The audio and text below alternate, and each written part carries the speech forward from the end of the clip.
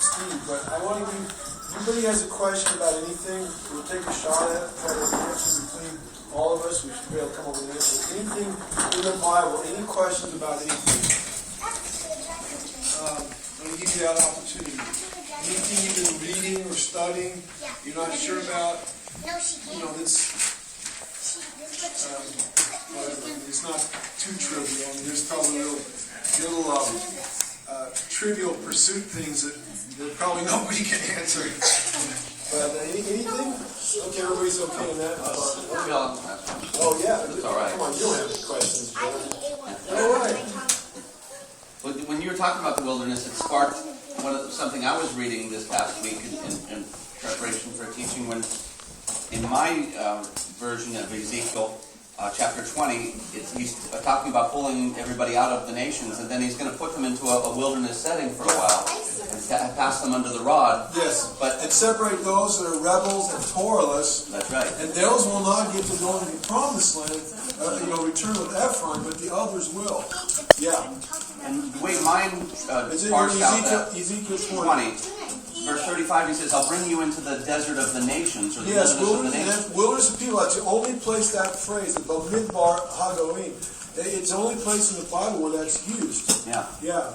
So I wondered what, if anybody has any insight on where they think the wilderness of the nations well, is. Chapter 20, verse 35. I deal with that in my paper. When does Ephraim return to the land? And it's ready to go. It's on Sandy's to-do list to get uploaded. It's about a 30-page paper. But I have a whole section on there. And the other place where Hosea talks about, in Hosea, Elohim is talking about alluring the adulterous bride, Hosea's wife, Ephraim, alluring her into the wilderness. That's a corollary scripture that we can link up.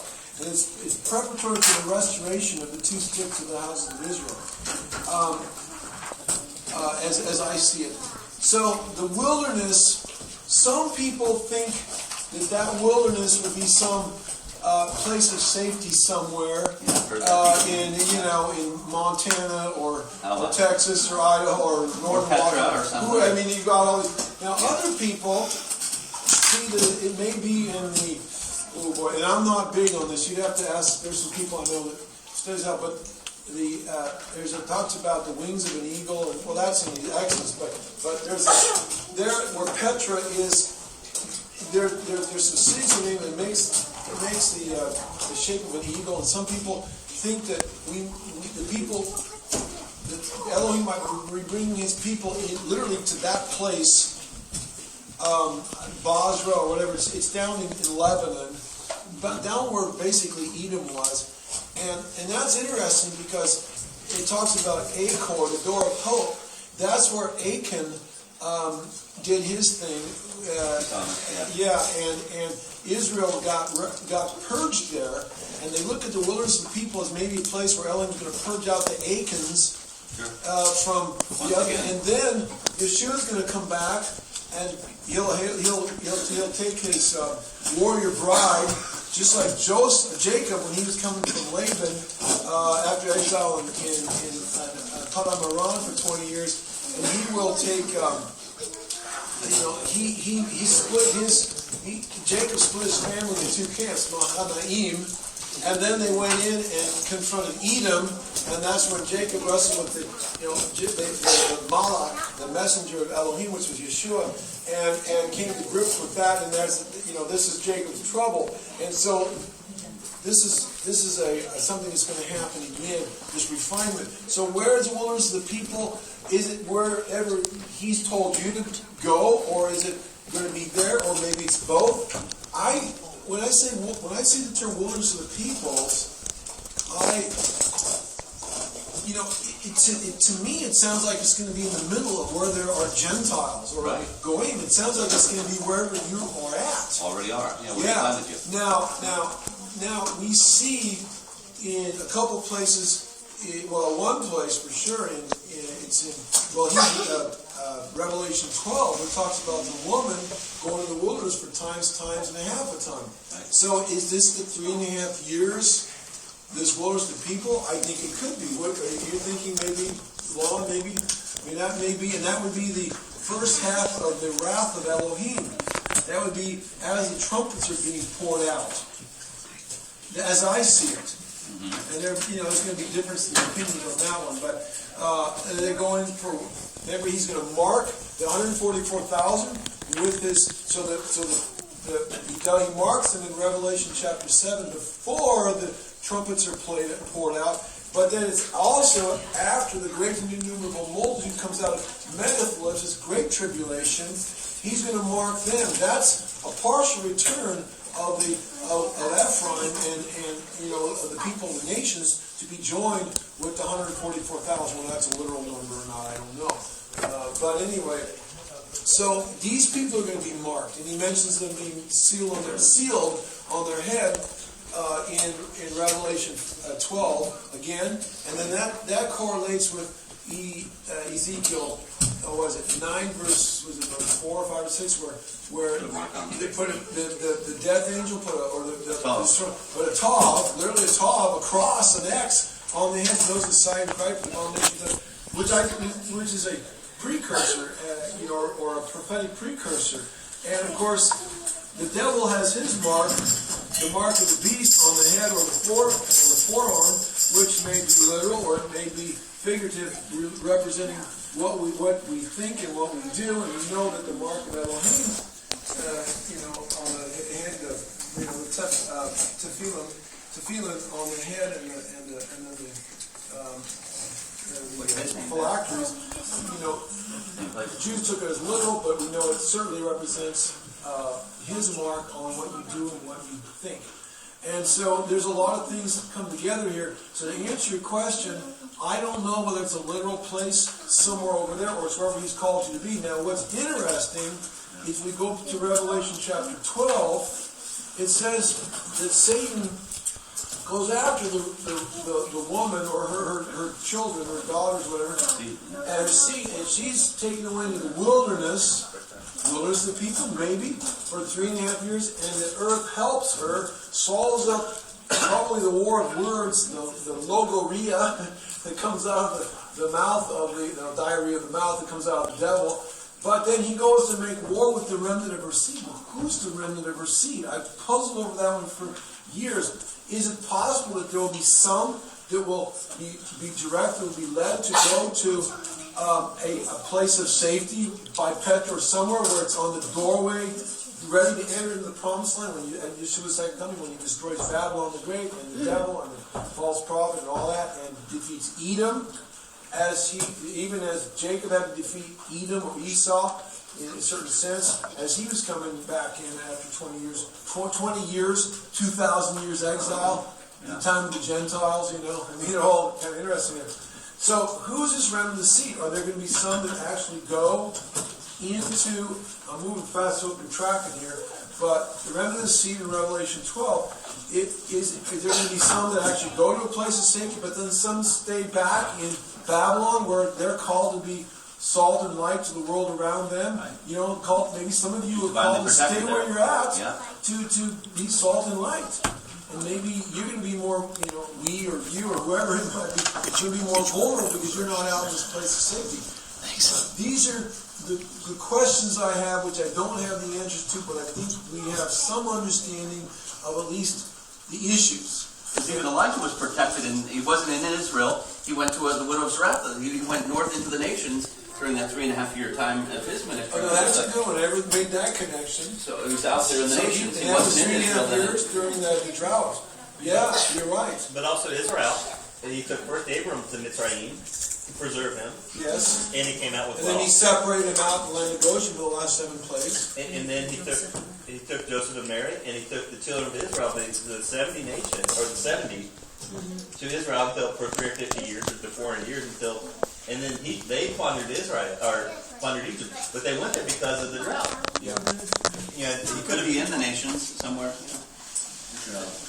Thank you for that. That's a good. So I don't know. I might have given more questions than answers, because you ask a question and sometimes there are more questions or agenda. But at least if we lay the questions and the issues on the table, then that gives us food for thought and fodder and grist for the mill of the mind, then maybe then somehow we can all work together and synergize to go to, to coming to an answer. What are your thoughts? Well, I think of the wilderness with people as similar to crossing the Jordan, where they're sorted out and most of them didn't make it. So hopefully this next time around there'll be a lot more people who make it than not. Well, now, what do you mean the wilderness of the people? They crossed. You mean when they crossed into the promised land? Into the promised land from the wilderness, from outside to inside, you cross the border. But they were in the wilderness outside of the promised land. Yeah, the wilderness was not the promised land. Right. Oh, so they get to cross into it unless they're. So the older generation died in the wilderness, and that was yes, and that was the that was a sorting out. That was a sorting out, right? Well, and I believe that we're going to go through that process. We're going through it now. The question is, where does it take place? Yeah. Right now, Israel, both Yehuda and Ephraim, are scattered across the earth. Basically, you've got the Christians and the Jews, and they're scattered all over the place. And half of Judah is returned to the land of Israel right now, and the rest are scattered, and certainly the other 12 tribes, other 10 tribes are scattered, and that hasn't come together yet. So there may be a lot of things going on all at the same time. It's not going to just be, they're not coming out rank and file like they did out in the land of Goshen the first time. The second Exodus is going to be, it's going to be, he's going to be drawing them over from around the world, and it's going to be over a period of time. And many of them are going to come back during the millennium. Wasn't there from Acor where they had actually exited during the, when they had to flee the Holy Land? Are you talking about in 70 AD? Let's see when it was. Well, actually, what was the Babylonian? I think it was the Babylonian. That I don't know. I think they went through Acor. Well, who escaped?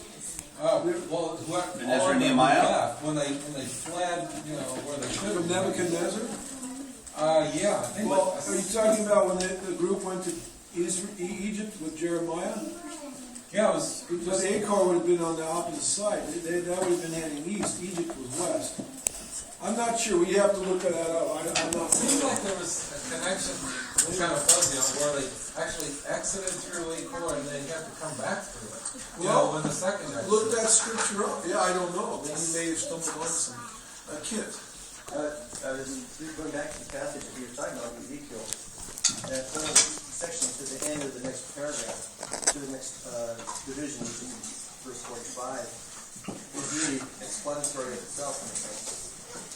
It says in 35 and on, you might be just reading that out loud. Ezekiel says, "As I entered into the judgment with your fathers in the wilderness of the land of Egypt, so I will enter into judgment with you, declares the Lord God. I will make you pass under the rod, like you will count them. That's how you count the sheep. Yeah. And I will bring you into the bond of the covenant. And I will purge from you the rebels and those who transgress against me. I will Basically, the Torahless. Yes. And I will bring them out of the land where they sojourn." That's out there, the foreigners. Now remember, if you go a few verses earlier, in 34, "I will bring you out from the peoples and gather you out of the countries where you were scattered." He repeats that. He says, "All the house of Israel," verse 30 into 39, which is all 12 tribes, not just Judah. And then he says in 41, "I will bring you out from the peoples and gather you out of the country where you have been scattered." We can tie this together with Ezekiel 37, the valley of the dry bones, and then putting the two sticks together. So we know that this is an end-time prophecy, and this has not been fulfilled.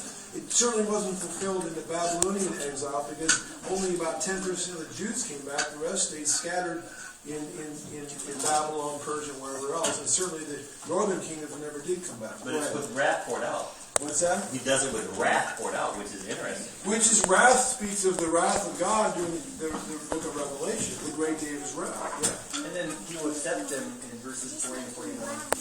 And in 43, says, "I will bring you into the land of Israel, into the land which I swore to give your forefathers. There they'll be humbled." It says, "There you will remember your ways, and your deeds with which you have defiled yourselves, and you will loathe yourselves in your own sight for all the evil things which you have done." They'll humble themselves and say, "Oh, we were bad. We did wrong." Yet you will know that I am the Lord when I have dealt with you for my name's sake, not allowing your evil ways or according to your corrupt deeds, O house of Israel, declares the Lord God. And if you, the corollary passage to that is Ezekiel 36, where you have similar language. I do not do this for your sake, verse 22, but for my holy name's sake. I will sanctify my great name. Verse 25, then I shall sprinkle clean water on you, and you shall be clean, and will cleanse you from your filthiness. I will give you a new heart and a new spirit.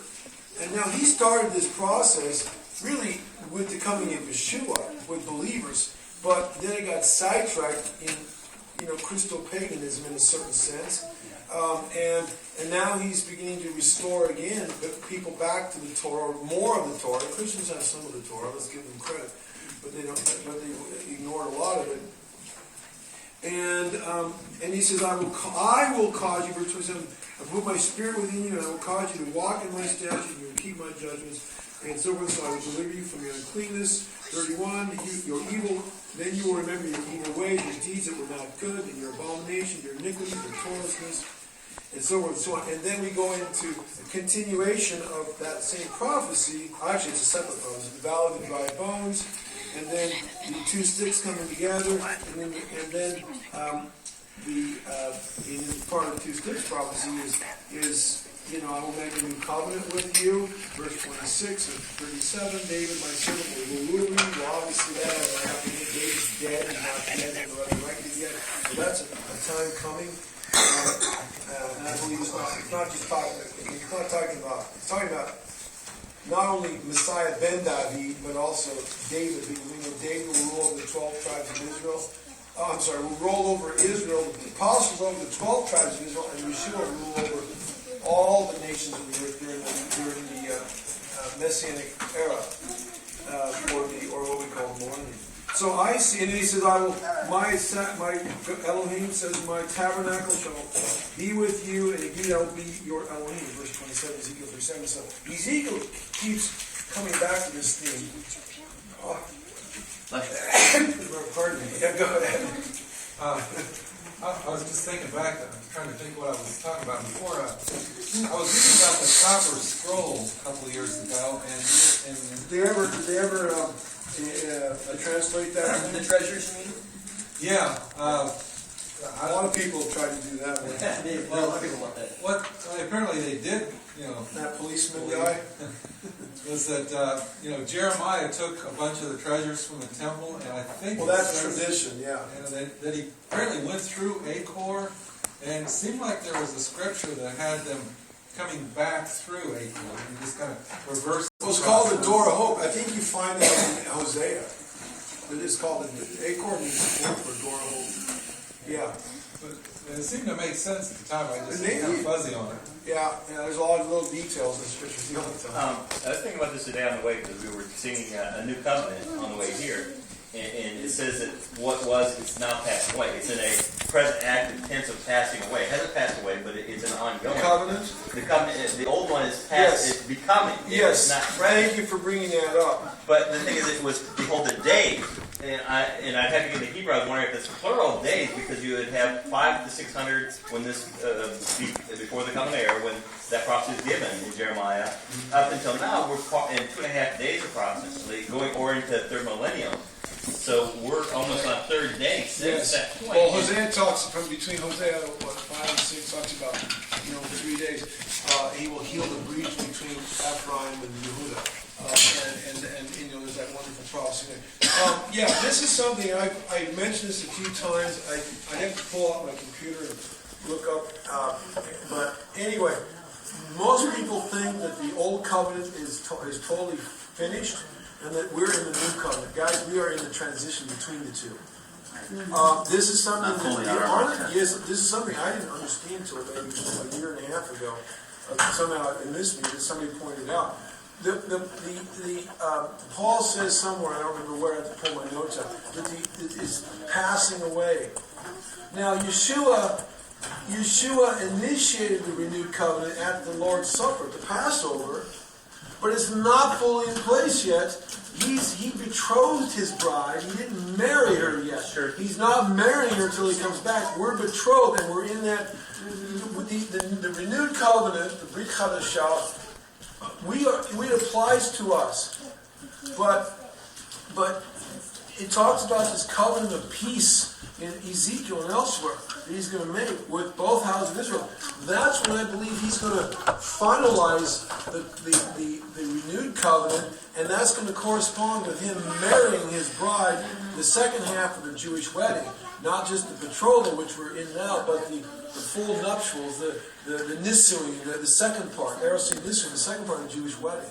So we are in this transition.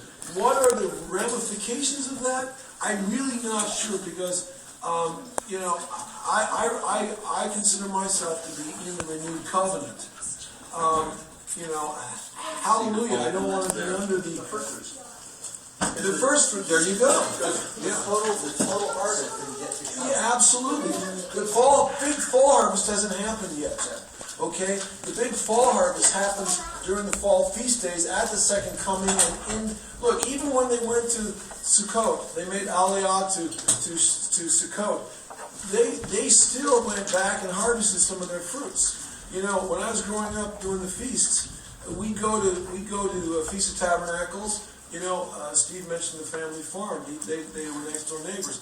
We go to Sukkot. We get a lot of our animals butchered. We get some of the fruits and vegetables in, and some of the pears and whatever. But when we came back from Sukkot, when I was growing up on the farm, we still have to get the winter crop in, the root vegetables, the squash, the winter apples, and some of those things, the carrots, potatoes, even whatever.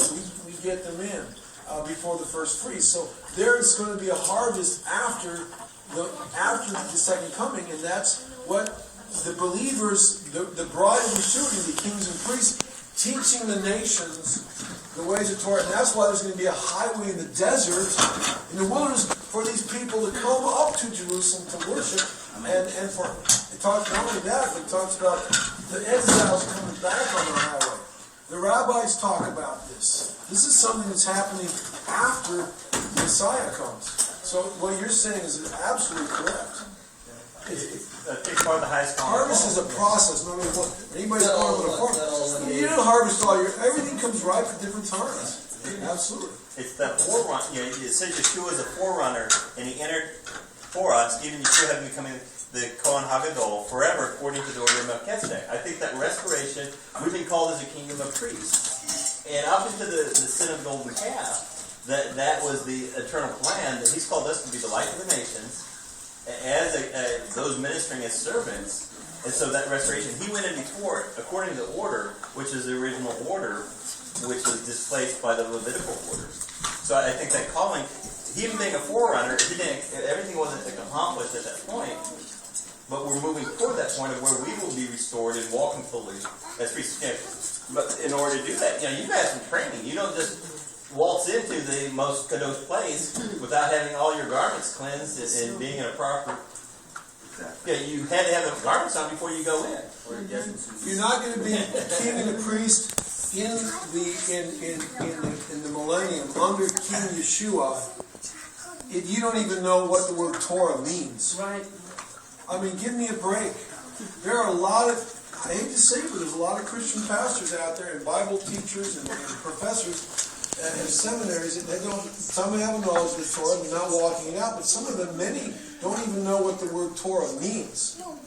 They can't tell you what it means. So And they're not teaching it. How are they going to be kings and priests? What did kings and priests do in ancient Israel? Kings ruled, they had to read the Torah, they had to write the Torah. Wow. So they would know it. Yeah. And that way, because that was the rule book, that was the constitution of their day.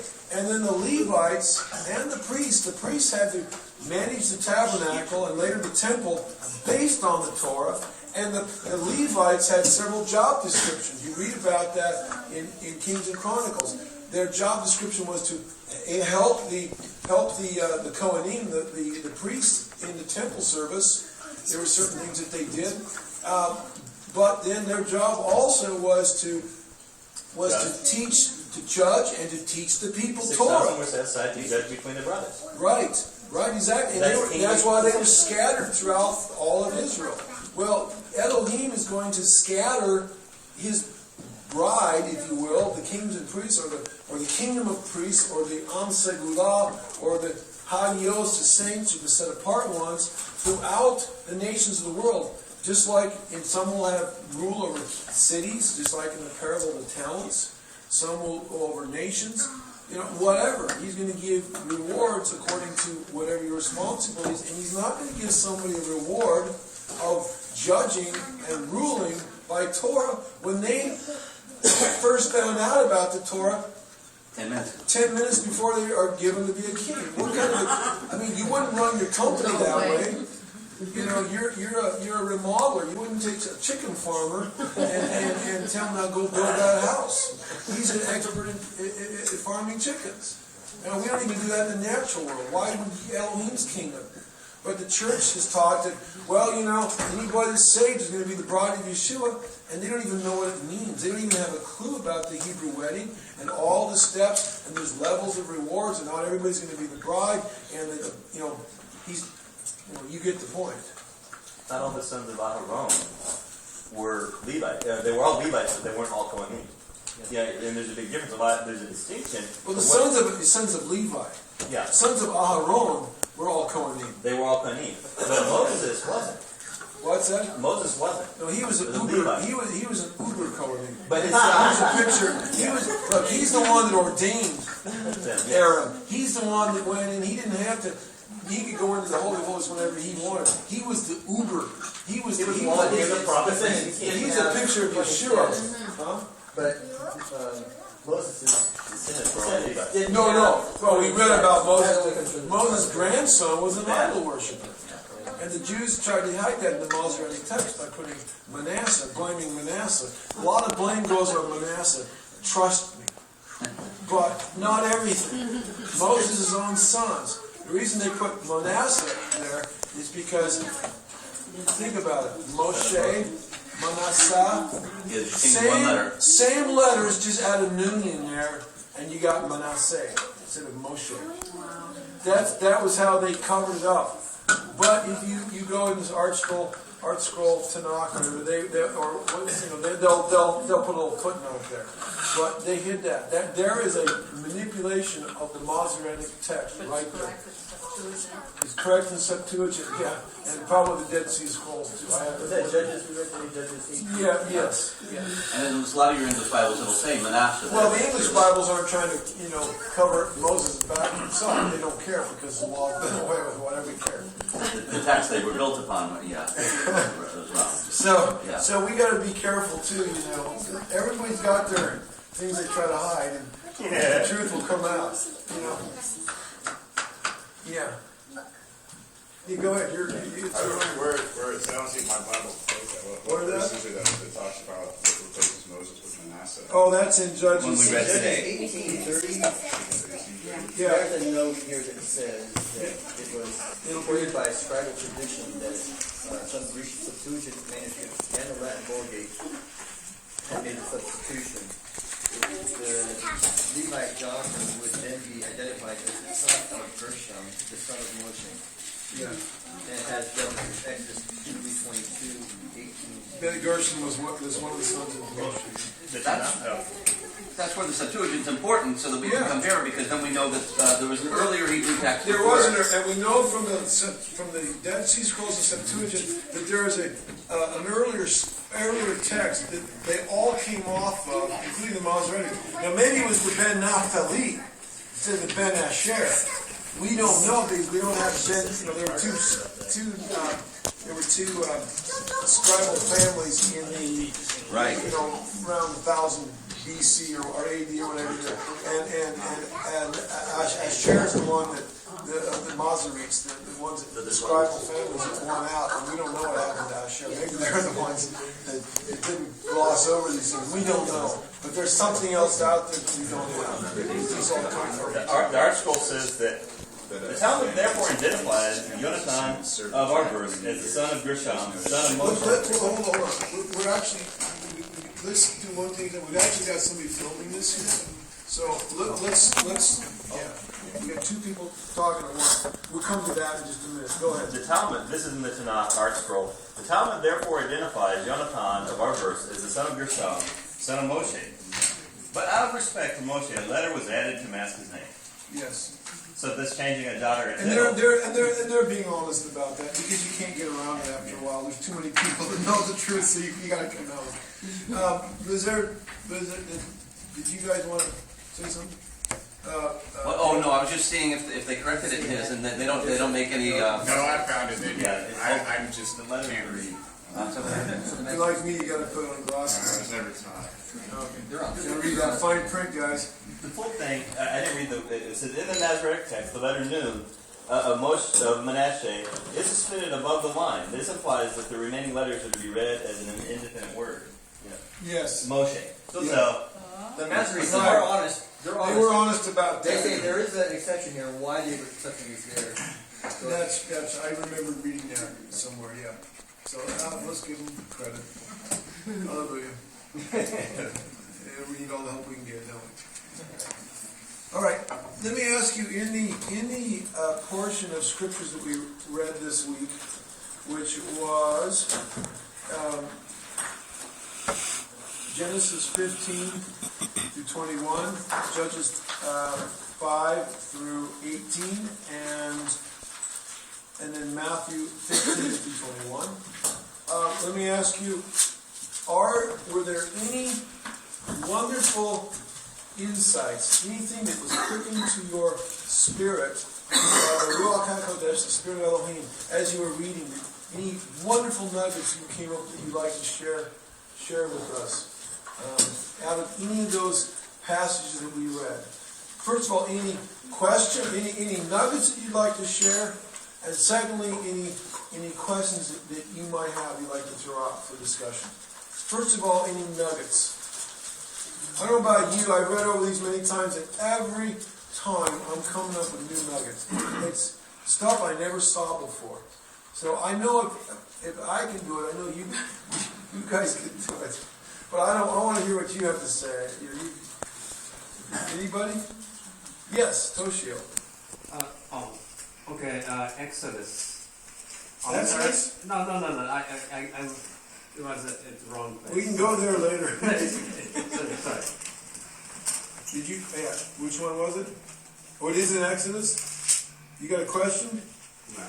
Okay. Well, we'll put him on hold. Does anybody have anything? No. No insights. I encourage people to write their insights down or write them in their Bibles or something. Even if it's just a little. I get sometimes this little bit Bible trivial insights. They're nothing major, but they're just pieces of trivia. But write it down because you never know. That piece of trivia over here, you might be reading another book of the Bible, and all of a sudden you remember this piece of trivia, and here's a piece of trivia, and here's another piece of trivia, and together they will form a picture.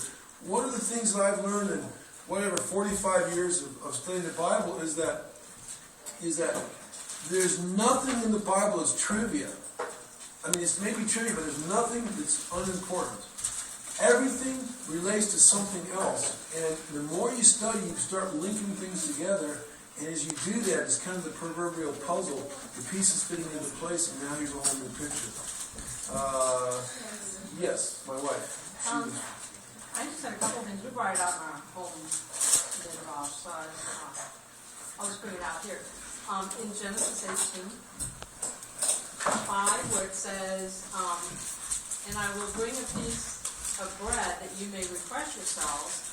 After that you may go on since you visited your servant. And it says, so do as you have. Where it says refresh yourselves, it actually in Hebrew the underlying is refresh your heart. I think you said My New King James says refresh your heart. Yeah, it's a little richer than just refresh yourselves, you know. And that was, I did a study a while back on the heart, and I gave it this quote a number of years ago. And one of the things I was learning about the heart is, you know, we think of heart as just the emotions of us, but it's actually more than that. And this is another place where that can come out. The heart is yourself. It really, that in the Hebrew is really what that means. It's you. So anyway, this was one of those places here where they translated it, helped to give more meaning to that.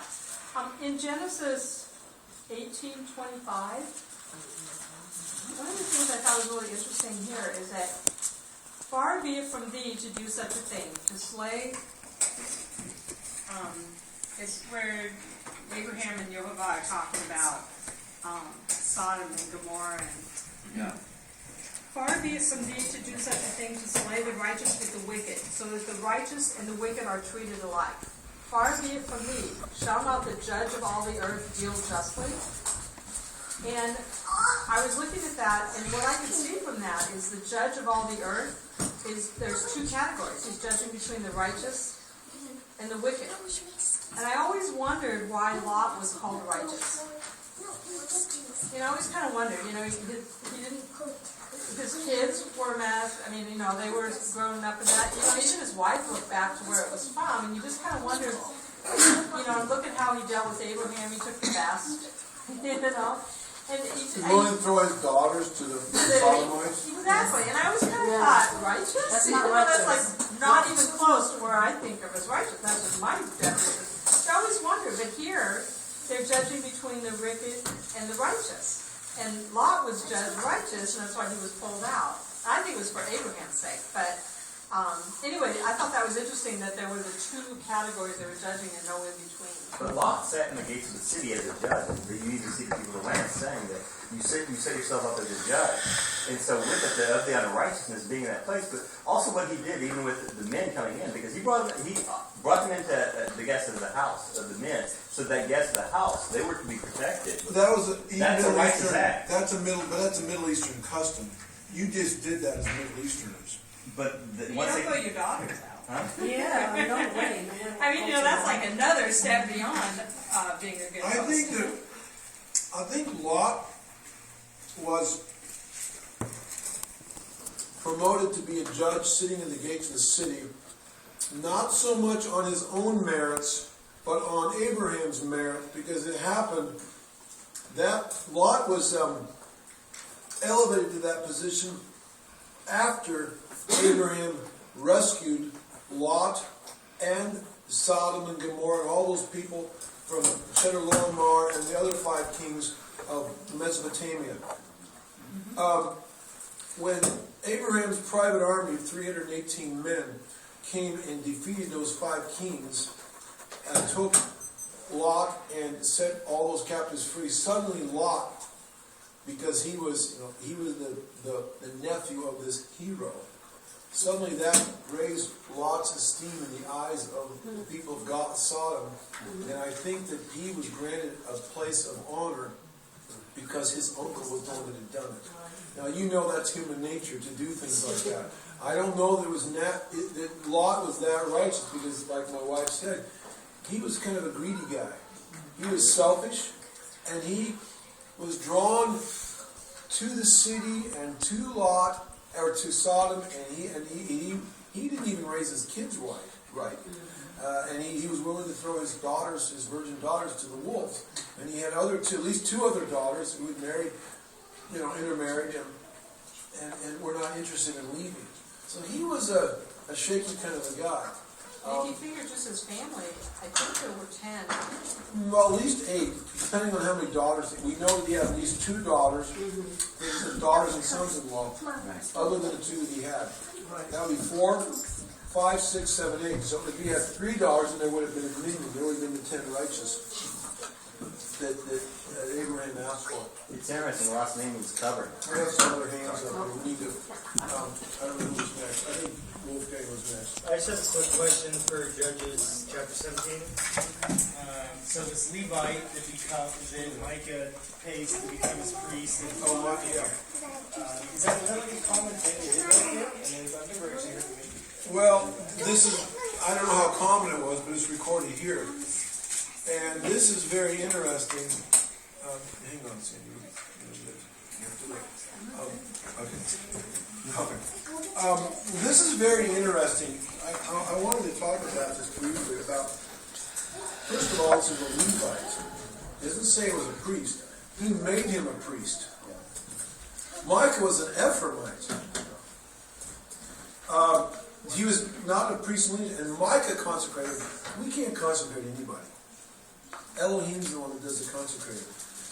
Now, I think it's interesting. This is in the days when every man did what was right in his own eyes. He hired That was not a good thing. this guy to be. Oh, first of all, 10 shekels in a shirt. yeah, really. What's that? 10 shekels in a shirt. Yeah, there's a sermon. Anyway, in the beginning of chapter 17, we see that Mike was a very religious individual. He really wanted to be religious, and so he made these idols, and he dedicated them to Yehovah, Yudevave. So we see spiritual or religious syncretism there. Here he was mixing the religion of Yehovah with the religion of the nations around him. Now, if you go down here and you look at the term, well, ephod, that's something that the Kohen Gadol, the high priest, wore. And then he had a household idol, which was a teraphim. Teraphim is a very interesting word. It was an idol, but it comes from the word Rapha. You all know what Rapha means. One of Yehovah's names is Yehovah Rapha. The Lord is my healer. And literally means to heal, to make healthful. It's a God of personal health. So here he had his own personal God of well-being in his home. It was a good luck charm. Okay, let's be real. I mean, it's really what it was.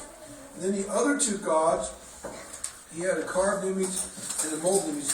I looked up the Hebrew. They're just generic gods. They don't really mean a whole lot.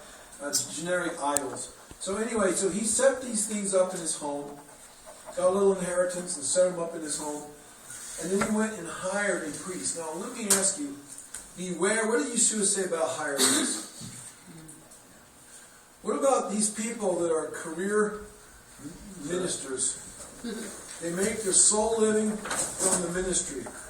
And they're in it for the money. Now, I'm not saying everybody that makes their sole living from the ministry is a hireling. But let me tell you that when you make your entire living from the ministry, it is way too easy to compromise in order for a paycheck and not preach against things that your biggest donors might offend them. For those of us who do not take a living from the ministry, those of us that work with our hands and have regular jobs, we don't, like Paul did, like the priest did, the Levites. Yeah, oftentimes we had the other 50 years. That's right, exactly. We really, we're not, if the giving in this congregation goes down to nothing, well, you guys just won't have a congregation to come to because no rent won't be paid. But I'm not going to be out of a job, and it's not going to affect my budget. In fact, to be honest with you, I'll probably have more time to work. I won't be worrying about the congregation. I'll probably make more money, but that's not what it's about. The point is that this guy was hiring a minister, and you had a hireling who was willing to sell his services and compromise and get involved in the syncretistic religious system.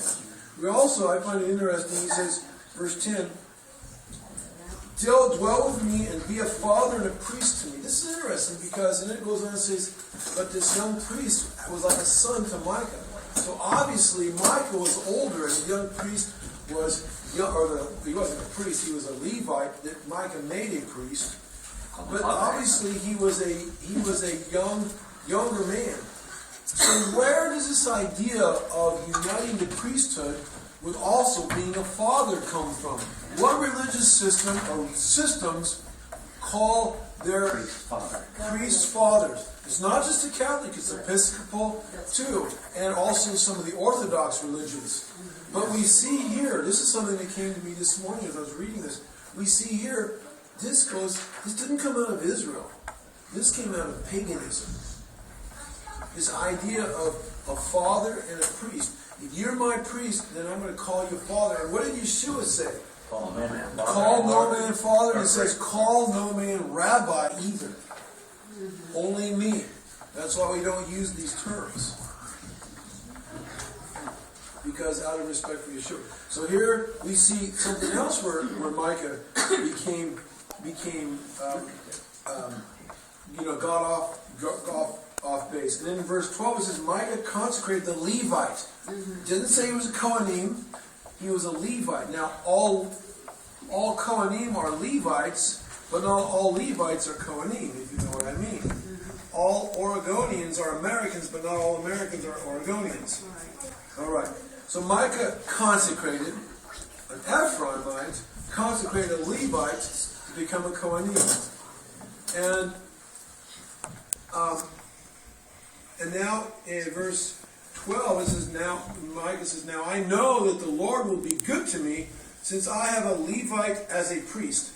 So what were his motives? It wasn't to obey Elohim. It wasn't to follow the Torah. It was about personal gain. He wanted to have his own religious system. He had set up a teraphim that was beneficial to his own well-being, a good luck charm, or some talisman. And then he was establishing a religious system that would make him feel good and hoping to bring prosperity to his little fiefdom. Well, we saw what happened. 600 Danites out there with swords who had, he brought judgment against him and took his little thing away. And in verse 18, chapter 18, verse 4, we see that, the Micah, the priest, this Levite said, he's hired me and I have become his priest. Self-styled religion. And we got to ask ourselves, are we doing any things in our lives? And we've come out of a lot of Babylon, but we still may have areas in our lives where we have made self-styled religion, and it's hard to see it because it's such a part of us. We need to be mindful of these things. We're still coming out. Now, verse 5 of chapter 18. Let me share with you some insights.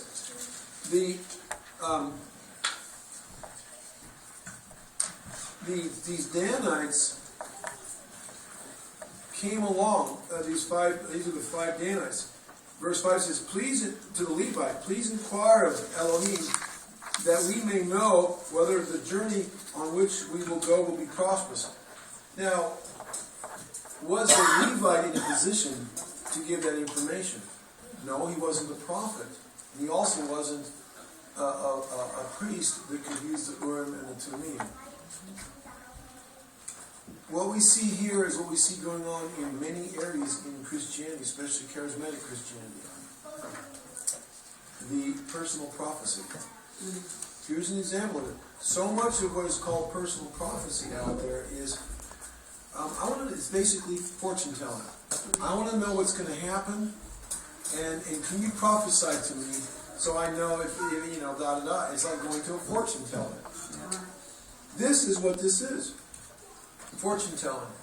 And of course, this Levi said, "Yeah, everything's going to be fine. Go up and take the city." And they actually did take the city. My wife and I have been up there at Laish that became Tel Dan. It's very interesting to be actually picturing it in your mind when you're reading it. So this is an example of, why don't you start down a path? Micah starts down a path. Then this Levite starts down a path, and he comes under Micah's false religious system. And then he allows himself to be made a Kohanim, which he wasn't, but in Micah's religious system he was. The next thing you know, he's getting into divination and fortune telling, which is really what this was. And because he sold himself, hired himself out, he's a hireling. So one thing leads to another. And then we see these Danites coming along and they get into sheep stealing. Yeah. They took the ephod and the idols, and they took the priest. Now beware of Christian, Messianic, I don't care what. Anybody's into sheep stealing. When they come into your midst, they take your leaders. They take your praise and worship leaders. They try to set up congregations, or other things to compete with you directly.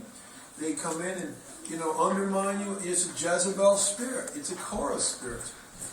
And when people begin to stop walking in the Spirit, they start building their kingdoms, and they're hirelings, they're not son of Elohim, they're building their own things, then their religious systems, then they end up losing, the ones that started end up losing people, and the ones that took them, or the ones that bought into the system, end up being hired away, if you will, by those who, because the whole thing is off. Everybody's walking in error, everybody's walking in wickedness, and Elohim will bring judgment against it all. Now, these Danites, they went up to tell Dan, they defeated the Sidonians there in Laish. It's a beautiful area. Tel Dan, it's there at the foot of Mount Hermon. It's where the one of the tributaries of the Jordan River is pure. I mean, literally, right there at Tel Dan, it's the biggest karst spring in the Middle East. Literally, right out of the sky that my wife and I stood there, it is probably 15 feet across where this water gushes out. It's one of the several tributaries of the Jordan River. Gushes right out. They had all this water. There's myrtle trees, bamboo, there's ash, there's all kinds of oak trees all growing around up there. It's a beautiful area. It's actually, Tel Dan is a nature preserve. It's a national park for Israel, the Israeli government. And there's hiking trails and a museum and everything up there. And you can walk around, you see the altar where Jeroboam built the altar. It's still there. Amazing. The remnants, you can see the round thing in stone that was obviously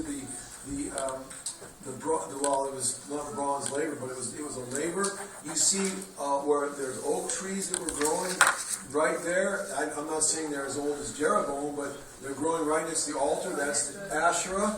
We took pictures of them. You see, this is where Dan led Israel into idolatry. Well, I mean, what I mean is they helped, because it was up there that eventually Jeroboam,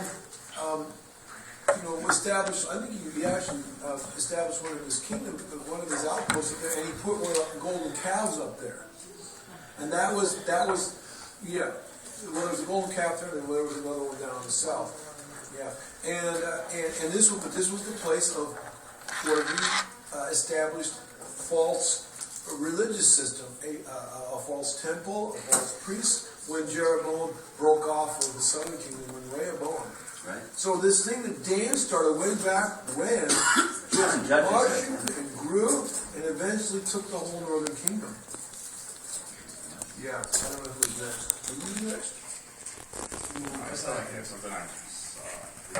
Quick, kind of off subject. I was reading in Genesis 19, where he's talking about how Lot brings the angels into his house, the messengers, and it says he made them a feast and baked unleavened bread.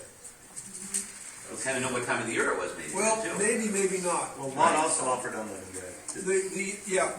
First of all, the word feast there is not hog. It's mishtet. It means mishtet. It means, I looked it up. It means banquet. Unleavened bread. That could have been at Hag HaMazon, the feast of unleavened bread. But mind you, if you're trying to prepare a meal quickly.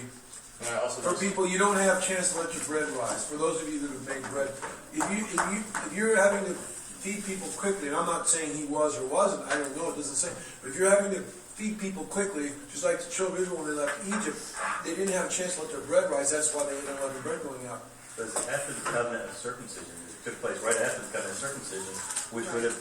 It's very possible. I'm not saying it wasn't. It's very possible. Gomorrah was actually destroyed on the last one. And that would fit some types, so like Jericho being destroyed in the last one. I think my wife is next, and then we'll go to some other. I was going to mention Lot had the daughters and sons. Did it say sons, Jim? Son-in-law, sons, and daughters. So there might have been 10. Yeah, there you go. Next. Which verse?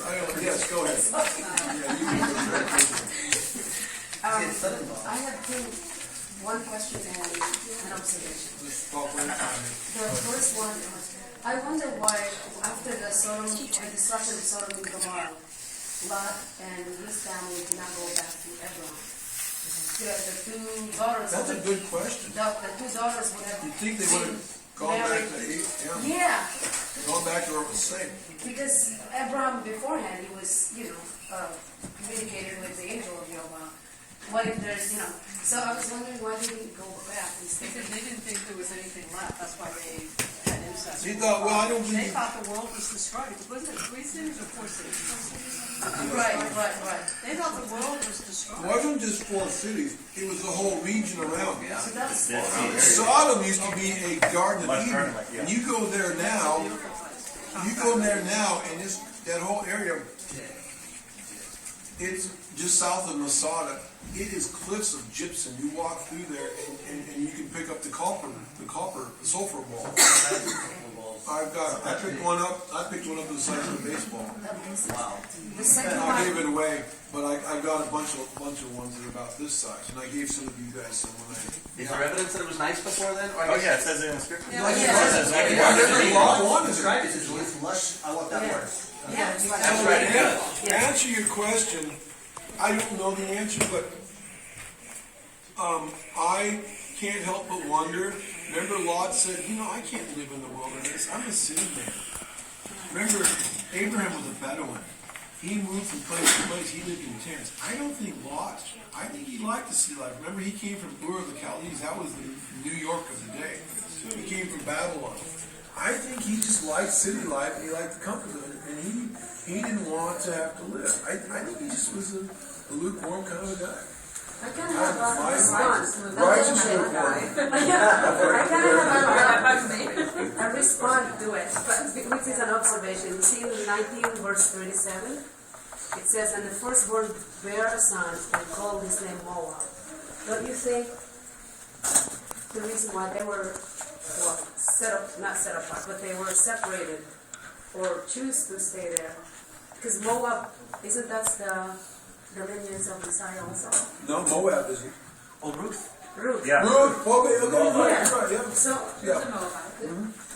I was just linking all this together, connection, so maybe he has this way of making a plan for It's that. grace is what it shows. It's Yeah, grace because sure. the Moabites and the Ammonites are supposed to be excluded for 10 generations, or in essence forever.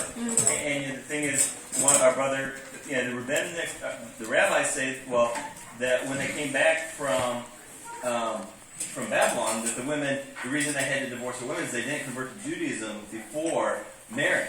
If they converted to Judaism, then they could marry. But it was the women that caused the men's hearts to stray. So it wasn't just the men. It would have been men and women, speaking of all of them, to 10 generations, or in essence forever, because Edom was only 3 generations. But Ruth became Israel. Yeah, she said, "Your people, my people, wherever you go." She became made Israelite. and it wasn't. That was a wholehearted effort rather than for gain or increase. Or I think it's a heart issue going back to it all. Absolutely. I think the Father makes exceptions. Elohim makes exceptions, just like the Syrophoenician woman. She asked Yeshua to heal her. Now, listen, I haven't been coming except the lost sheep of the house of Israel. Yeah, I don't want to give the bread to the dogs. Well, even the dogs get to eat some crumb. Her faith, and that was, of course, Yeshua was prophetic, just like when he went to the Samaritan woman and John 4, but it was prophetic that this ministry is going to eventually go to the Gentiles, to everybody. It's open to everybody, not just Jews or whoever. Well, it always was, because It always- even with Tats himself absolutely. became a part of on Israel, became circumcised and observed the Sabbath, and they could become a part of on Israel. The mixed multitude. Absolutely. Edom had to wait 3 generations, and these guys they had restrictions. Well, their exclusion, the 10 is a finality. It was supposed to be forever. You see some other references to the 10 being not just 10 generations in essence, but that'd be 400 years basically. But it was. Very good. Another hand up there? Yes, sir. Sorry, I was a little confused about the theory that Sodom and Gomorrah could have been destroyed on the last day of the leavened bread. I was under the Not Sodom and Gomorrah, Jericho was. Jericho. Oh, yeah. Oh, I see. Yeah, Yeah, maybe. Yeah. It's just a shadow type. Just maybe. Just looking at the time. Well, because I was under the impression that nobody celebrated the feast until they went into the land. Well, I'm saying it was a shadow type. Oh, okay. But Sure. at the same time, who knows whether we did or not? Because they did. Because we know that Abraham followed the Torah. Yeah. It says that. You go to chapter 18. Or to know the appointed times. Verse 19 says, it says, for I have known him, this is Elohim speaking, I have known him and his household after him, that they keep the way of Yehovah to do righteousness and justice. Guys, this is Torah. And then we can connect that with Genesis 26, verse 5, which says, then he went up from Beersheba, speaking about Isaac, and Yehovah appeared to him the same night and said, I am the Yehovah, I am the Elohim of your father Abraham. Do not fear, for I am with you. I will bless. I'm sorry, I meant verse 5. Same context. Because Abraham obeyed my voice and kept my charge, my commandments, my statutes, and my laws. It's actually Torah. Oh, yes, but the word laws is Torah. This is one of the only places in the Bible where Torah is in the plural, and that brings up some questions also. But anyway, so we know that he was a Torah keeper. Did he keep every aspect of the Torah? I don't know. He kept everything that was revealed to him. And to me, when I think of Torah, I can't help but think of the Sabbath and the feasts. He must have some understanding of it, because they all point to Yeshua and they point to the steps of salvation. And we know that he was exposed to that certainly at the Akedah in Genesis 22, the binding, or is that 18? Very likely happened at Passover. Yeah, But it's a prototype of the deliverance from Egypt. The angel of Yehovah came in and destroyed Egypt. He passed over, and then the deliverance came here. The cities were destroyed, and they were delivered, and they came out. Yeah. Those are the 10 righteous that were in there. Well, whether they understood everything or not, we don't know. But we understand the types and the shadows, because we look back and see these things as examples upon whom the ends of the earth will come. Oh, I'm sorry. I should be sitting over there. I think that Abraham understood about Sabbath because. Oh, I'm sure he understood the Sabbath. Because they understood about creation. Oh, yes. Moses was not the first one who knew how the earth was created, so they knew that on the seventh day rested. I'm sure the Sabbath, the feast days. I don't have any doubt in my mind that Abraham knew about the Sabbath. It's the biblical feasts. And we don't have any, it just says they were righteous and they walked in these things. So what does that exactly mean? We don't know. I don't know necessarily if Abraham kept the feast days, we don't know that. But I think that people knew about it, and I'm sure that Abraham knew about it, and so he probably tried to keep them, kept them but because I think that God, he said they're his feasts. Yes. So he said he created the Sabbath for man, not man for the Sabbath, and that's a feast, but specifically the feast days and stuff, he said that they are his. Yeah. So they would be eternal, like he's eternal in my mind, and I think that the reason why he does those things in history, like the Exodus and everything on the feast days, is because they are his feast days, and it's to commemorate his days, which were already pre-existing. I agree. And well, we can see that in Genesis 1:14. Yeah. About is that what you were going to say? Yeah. And of course Moses wrote this later, but the signs, the heaven, the sun and the moon were created as signs for seasons, Moedim. Now we know that the word Moedim can have various meanings, but certainly it means seasons. But the seasons were created for the feast, because it says in Leviticus 23 elsewhere, it talks about the feasts in their seasons, possessive. So he created the seasonal cycles around the feasts. So that tells me the feasts predated the seasonal cycles. Yeah.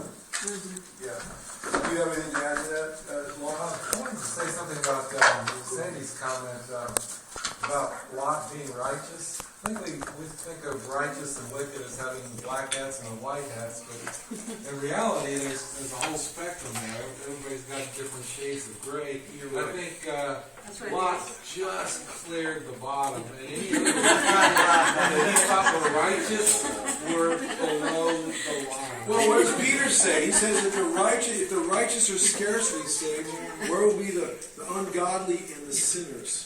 So, you know, and we know that Paul realized, he said, you know, I think I'm going to be barely saved. I think it's better to view ourselves as being, you know, just squeaking in by His grace, and it'll keep us from getting pride, which is the greatest sin of all. Yeah, did you have something? Even though man may not have known exactly which days or what days Jehovah, and that's why I think there are things that happen on certain days that we can see in Scripture and we can go, oh, well, that's this day. Oh, I can see a shadow and a type here. Even though that person walking through it at the time or experiencing it didn't necessarily know that, you know. But always Jehovah knew. He always knew where they were, and he did things on those days. Sure. I agree with you. Yes.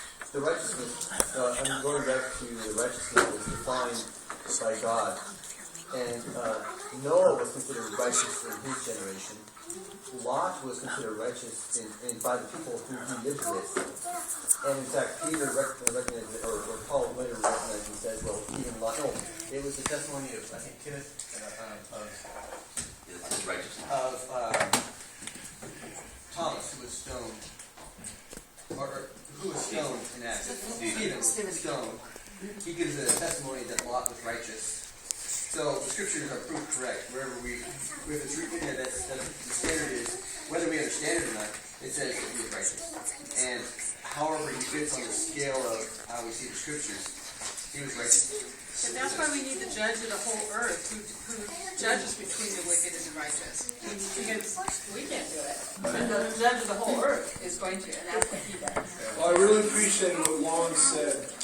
You know, there's nobody who's completely righteous, and everybody has areas of unrighteousness they're struggling with, and hopefully we're becoming more righteous. Remember, Yeshua said in Matthew 5:3, be becoming perfect. It's a process, becoming perfect. He said, and he wants our righteousness to exceed the righteousness of the Pharisees. That's in Matthew, was that Matthew 5:20 or so?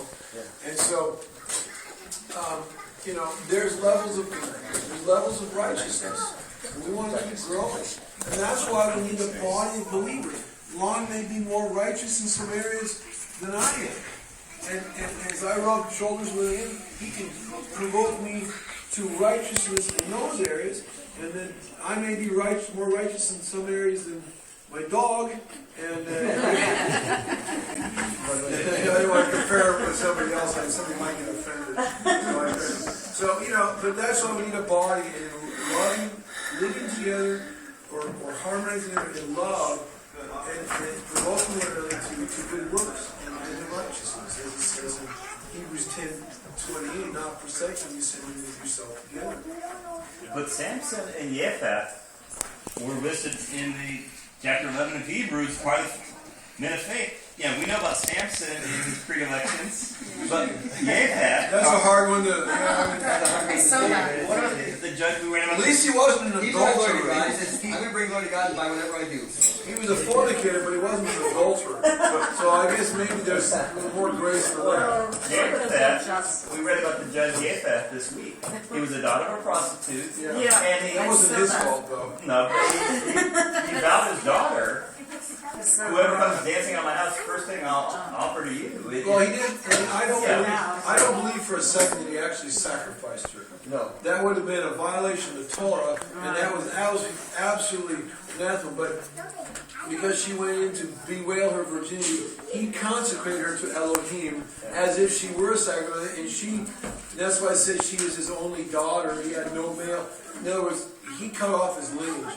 She lived as celibate the rest of her life, consecrated to Elohim. There's a festival in Israel for the virgin daughters of Israel. That's what it says there. Yeah. So you know, he just the lesson on that one is don't make rash promises. And that's the thing, it's better not to make a vow to Elohim. Not that a vow or to swear oaths to him, but if you vow a vow, you better make sure you fulfill it. It says in Judges, it's better to keep your mouth shut than to say anything. And I think he paid the price because we have too many of these jailhouse and these deathbed vows and promises. Oh, save me, get this out, and I'll serve you the rest of my life. And how many people have made rash vows? And I think what you sow from not keeping it, well, and it says something. Didn't Jehovah already promise him that he would be able to take him? Oh yeah, Jephthah. So why did he need to make that? That, Just you to know, ensure. yeah, what's So the point of that? Bob pointed out, look, I already said, and you should have gone forward. Yeah. I already said. It was a needless vow. Yeah, Elohim. Rash vow. It was needless because Elohim had already promised deliverance. So go on in faith. And anyway, yeah, go ahead. Genesis 17. Yeah. One of the reasons why I came to believe that Messianic Judaism is the general direction I wanted to go is because when I first read the scriptures for myself as a teenager in high school, for the first time, I wasn't raised in Christianity, and I kept on seeing this forever, a generation, eternally, all these words, and I wasn't seeing it lived out in Christian faith. So, chapter 17 of Genesis really puts that out to me, that there's 5 or 6 times just in that chapter alone where it references, in verse 7, this everlasting covenant. Verse 8, everlasting possessions. Verse 12, circumcised through all out your generations. Verse 13 says, and my covenant be in your flesh for an everlasting covenant. Verse 19, everlasting covenant for his descendants after him. So everlasting covenant is a real tenet of Torah. Yes. It's not done away with. It's not put aside. It's everlasting and continuous. Absolutely. And everlasting infers both an everlasting before and an everlasting after. In a sense that we don't even comprehend. God had it in mind from before the foundation of the earth to this point, to us, through the future. Now, and I agree with you. Just keep in mind, this is the Abrahamic covenant, which is the overarching covenant over Torah. Torah is an aspect, as I see it, Torah is an aspect of the Abrahamic covenant. Why do I say that? And it doesn't, well, let's put it this way. Not Torah. This is the Torah covenant. The Mosaic or the Sinaitic covenant is an aspect of the Torah or the Abrahamic covenant. Torah underlay both of them, but Paul goes to show in Romans 5 that or 4, I always forget which one. That the salvation of the believer is based on the Abrahamic covenant. But once we covenant of faith, but once we are entered into covenantal relationship, how do we walk? And that's Torah. We need stop signs, absolutely, and the fences and the guardrails and everything else. And that shows us how to walk, and that gives us the penalties when we fail, and also gives us the blessings and the rewards when we do what's right. So the two go hand in hand. What I mean is, the Mosaic, the Abrahamic covenant is the unconditional covenant of salvation. Salvation by grace through faith. And then the walking it out of good works that Paul talks about in Hebrews 2, verses 6, he talks about salvation by grace through faith, was in verse 8. And the next verse, he talks about it leads you into good works. That's the works of Torah. If you love me, you should keep my commandments. And that's where Torah comes in.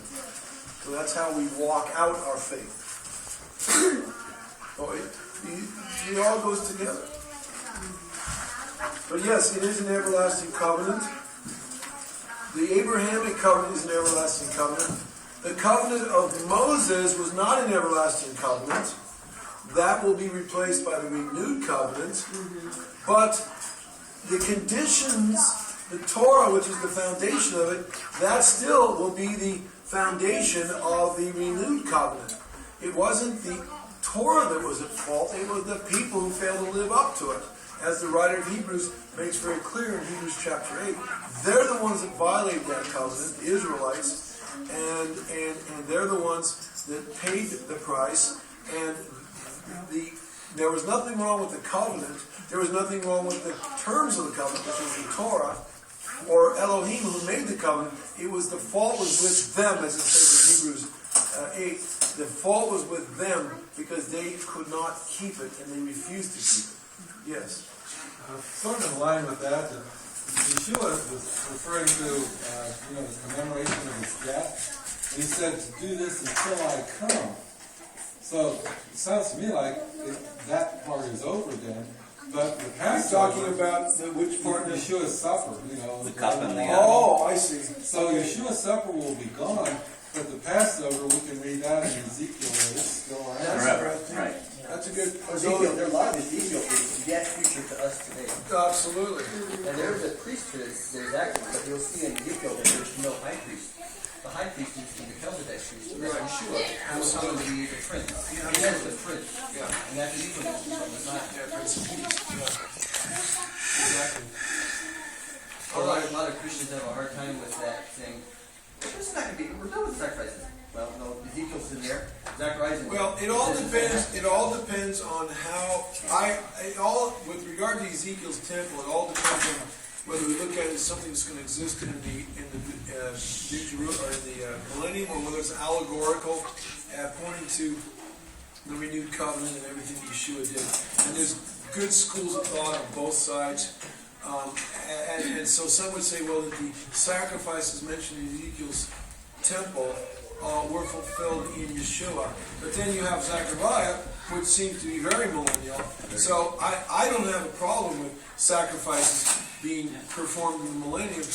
In Ezekiel, all five types of sacrifices that were done in the tabernacle and temple are performed, including the ones for sin offering and burnt offering, all that point to Yeshua, not just the thank offering and the peace offering, which were not specifically pointing to Yeshua, but more to fellowship.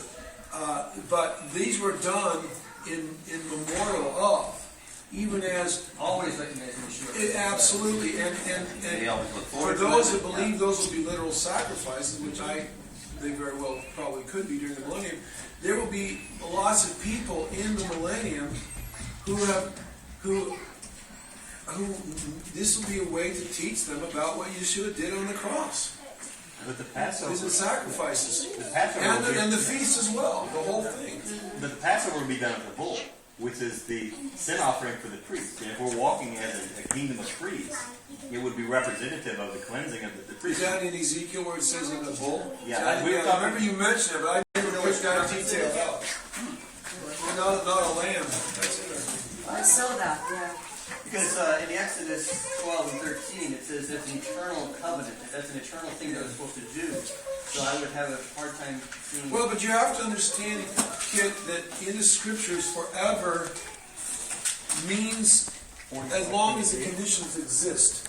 Sometimes it means forever, like into the Olam Haba. But other times it means that some things are said forever, but it only means as long as the conditions exist. Obviously, some things haven't been forever because Israel ceased to exist as a physical nation. So those in the land, exactly. So we have to. They could be in the land forever as long as they kept this covenant. Exactly, They broke this conditional, covenant, right? So Exactly. I mean, there's obviously, you cannot fulfill parts of the covenant because there isn't a temple, there isn't the structure, there isn't a Levitical priesthood, there isn't... offerings for the. Although they're prepared for it. I remember. yes,